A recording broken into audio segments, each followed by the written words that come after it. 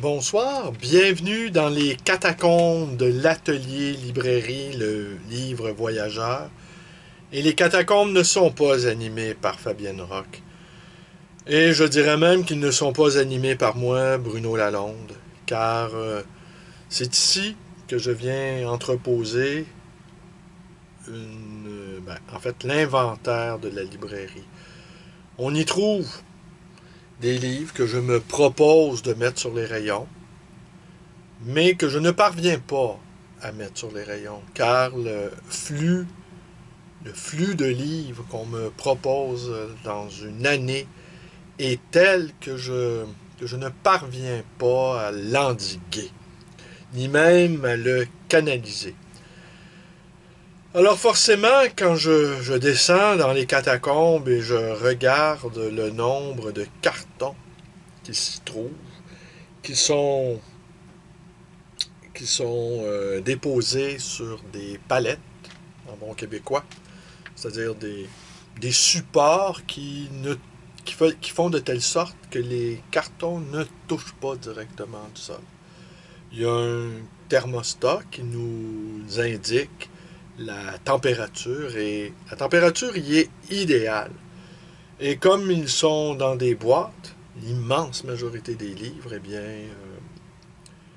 ils ne prennent pas la poussière. Les cartons, oui, mais les livres, non. Alors, je m'interroge beaucoup, beaucoup, beaucoup. Comment tout ça va finir? Sans doute mal, je suis bien placé pour le savoir. Mais est-ce que j'organiserais une vente? Est-ce que je permettrais à d'éventuels clients de descendre dans cet effroyable capharnaüm? Et il y a quelque chose d'assez étonnant dans cette accumulation. Bon, la librairie, elle est un peu en désordre, il faut quand même le dire. Mais ici, bon, comme c'est pas un endroit accessible aux clients, alors c'est pas très grave. Alors, j'ai fait des îlots. J'ai fait des îlots.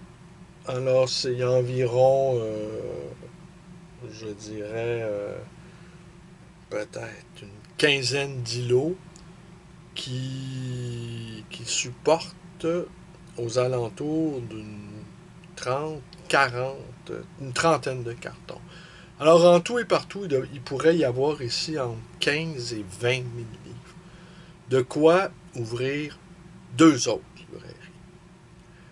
J'aimerais bien le faire, mais je n'ai probablement pas le... En fait, pas probablement pas. Je n'ai ni le temps, ni l'énergie pour ce faire. Alors, je me proposais peut-être de vous lire Dirty, mais je vais vous montrer.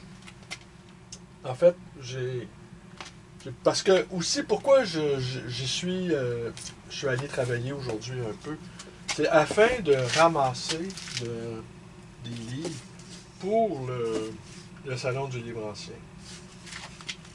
Et on y trouve des choses très, très étonnantes. Attendez, je vais vous en montrer quelques-unes.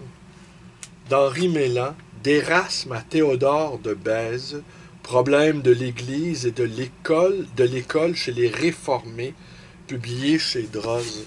Alors, c'est assez savantissime. Madeleine Le Grand Feu. Claude Courteau, Les Ménines. Claude Courteau, qui est un surréaliste appartenant à la troisième génération.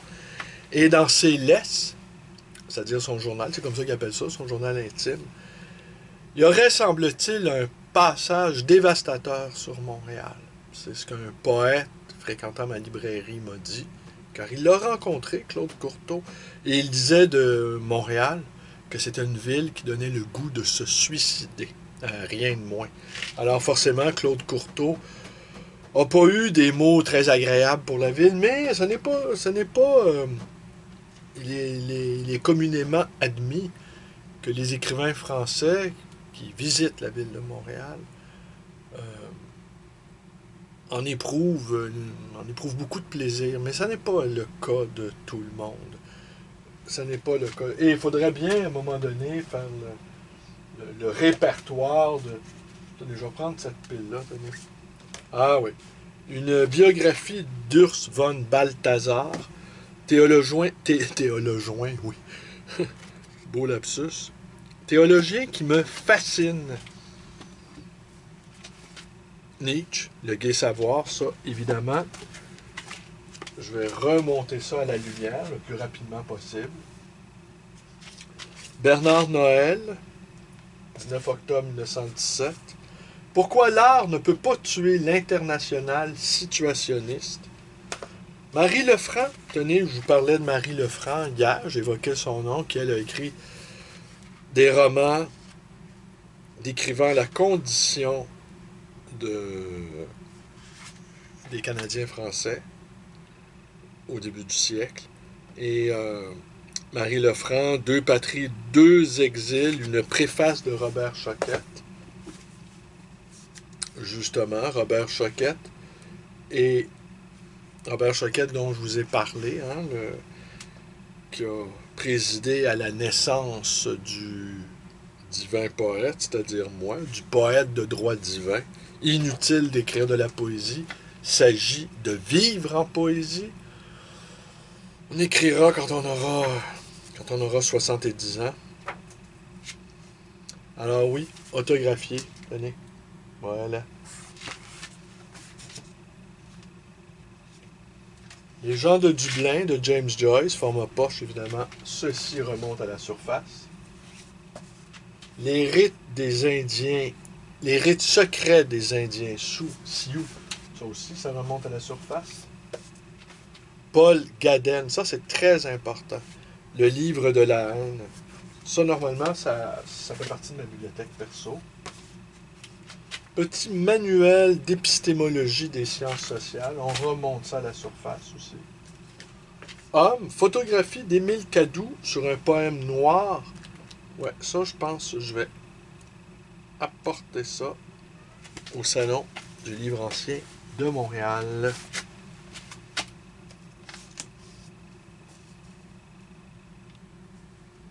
Il y a des choses très étonnantes. Norman Cobain, Histoire d'un mythe, la conspiration juive et les protocoles des sages de Sion, publié chez Gallimard. Ouais, ça aussi, on remonte ça à la surface. Alors ça, la survie, qu'est-ce que c'est? La survie en rose. Alors, c'est plusieurs exemplaires. En fait, c'est le même titre. Aucune idée de ce que c'est. On va découvrir ça ensemble, si vous le voulez bien.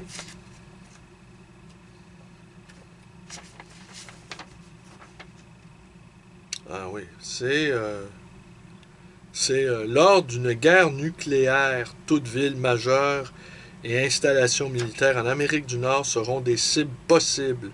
Un abri contre les retombées ne protégera pas des effets d'une explosion nucléaire. La plupart des gens dans les grandes villes et près des bases militaires seront tués par le choc, la chaleur et la radiation immédiate des explosions.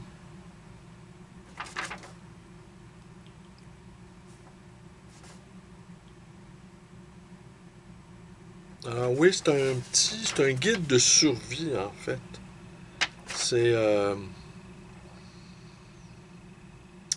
en fait, ça nous montre comment survivre. Il faut être au courant des signaux d'avertissement. Il faut savoir où trouver un abri, bloquer les fenêtres du sous-sol avec de la terre. En hiver, servez-vous de neige tassée.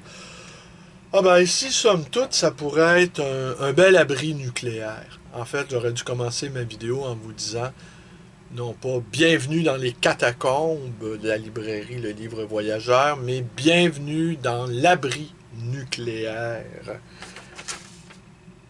Alors oui, étape 5, tenez prêt un approvisionnement d'urgence de 14 jours, savoir comment prévenir et combattre les incendies, connaître les principes de secourisme et les soins particuliers à domicile, apprendre les données concernant la propreté d'urgence, savoir comment se débarrasser de la poussière radioactive. Ouais, la survie en rose. Tenez, je vous le montre parce que vous méritez bien d'être sauvés vous aussi. Alors, est-ce que je remonte ceci à la surface? Et pourquoi j'en ai 4 exemplaires? 5. Ça a été publié sur la rue Elmer à Montréal. Il n'y a aucune indication de l'auteur. Le torrent d'Anne Hébert. Ça aussi, on remonte ça à la surface. Ah oui. Ça, c'est une curiosité. Jules Verne, le château des Carpates. Alors pourquoi c'est une curiosité? Car ça a appartenu au poète Louis Geoffroy.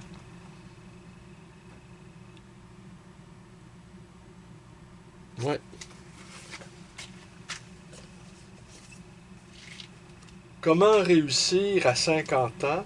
Ah oui, mais ça, j'avais mis ça à part. C'est autographié à Henri Tranquille. Tenez, je vous le montre, le célèbre libraire.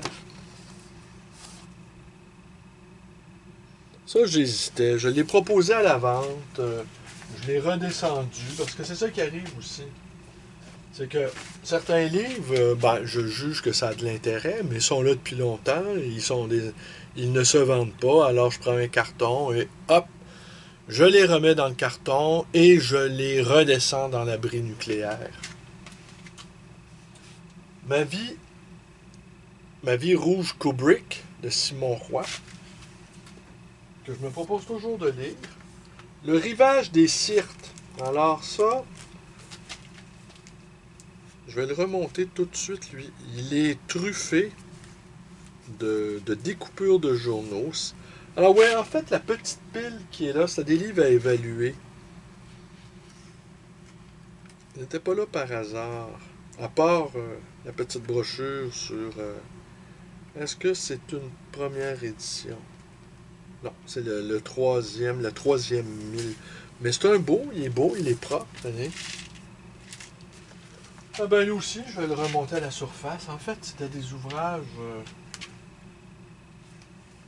que je voulais remonter.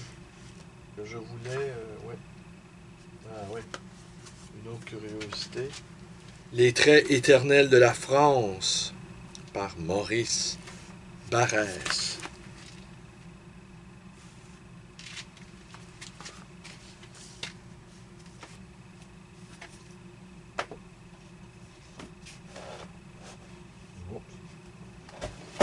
C'est précaire, hein? Ce sont des piles très précaires. On va replacer tout ça. Je pense que je ne vous lirai pas Dirty, finalement. Je vais passer mon temps à vous promettre de lire Dirty et je ne le ferai pas. Vous allez voir, ça va finir. Ça va finir. Je vous ai promis tout l'hiver 2021 de vous parler de Chris Marker et je ne l'ai pas fait. Alors, ça va peut-être finir comme ça avec Dirty.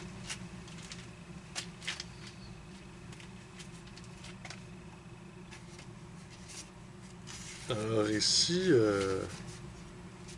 vous allez bien rigoler, je pense. C'est la constitution de l'Union soviétique.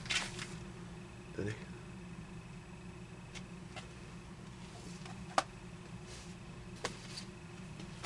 Ouais, et ben voilà. Je ne vous aurais pas lu Dirty.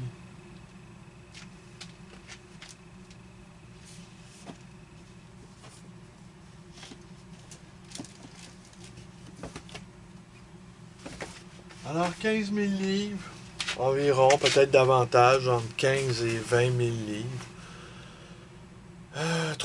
400, peut-être 450 cartons de livres. Où vais-je prendre le temps? Où vais-je prendre l'énergie? C'est une folie. Mais ne dites pas que je suis atteint du complexe de Diogène, car ce sont des bons livres. Bon, il y a des sections complètes, comme là-bas. J'ai environ 300 livres en hongrois. La littérature hongroise. Je suis absolument incapable d'évaluer ça, la valeur de ça. Et peut-être je devrais proposer de les vendre en lot à un prix ridicule, afin que peut-être d'éventuels amateurs de littérature hongroise puissent faire une bonne occasion. Alors c'est sûr, on regarde tout ça, puis on se dit, Ouais. Mais c'est le mouvement, hein. Ça fait 30 ans que je fais ça. Et puis j'ai eu des entrepôts. J'en ai eu quelques-uns dont j'ai fini toujours par me débarrasser parce que l'entrepôt, c'est mortel pour les affaires. C'est pas. Ici, ce sont des livres qui ne, qui ne voient pas la lumière du jour, qui ne rencontrent pas leur lecteur. J'oserais dire, ce sont presque des livres morts, hein. Ils sont vraiment dans les catacombes. Bon, là, aujourd'hui, après avoir terminé l'enregistrement de cette vidéo, je vais en ramener quelques-uns à l'air libre, espérant qu'ils trouvent leur chemin vers d'autres destinations, vers d'autres bibliothèques.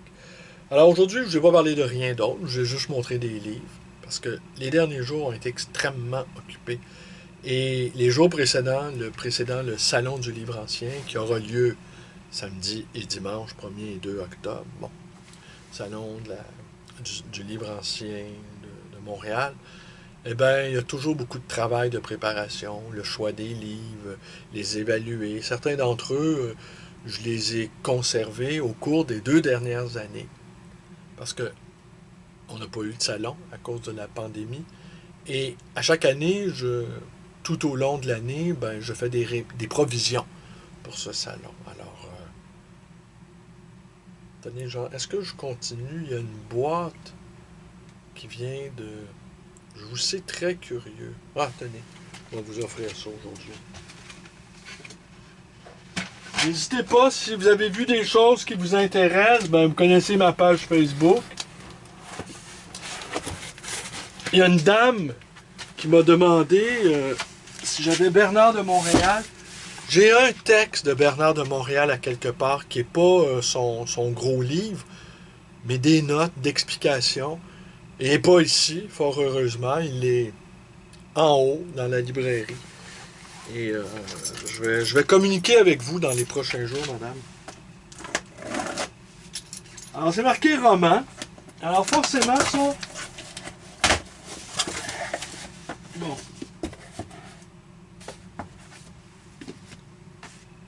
Ah ben oui, c'est quand même incroyable. Tenez.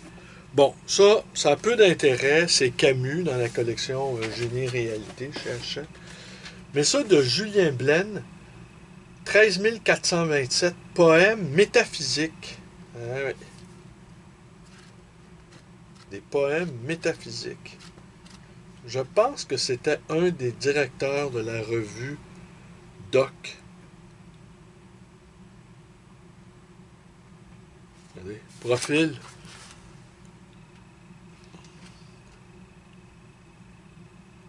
Ah oui, c'est ça. Il a créé la revue Doc. Une revue très importante. Donc, c'est pour ça qu'il est là.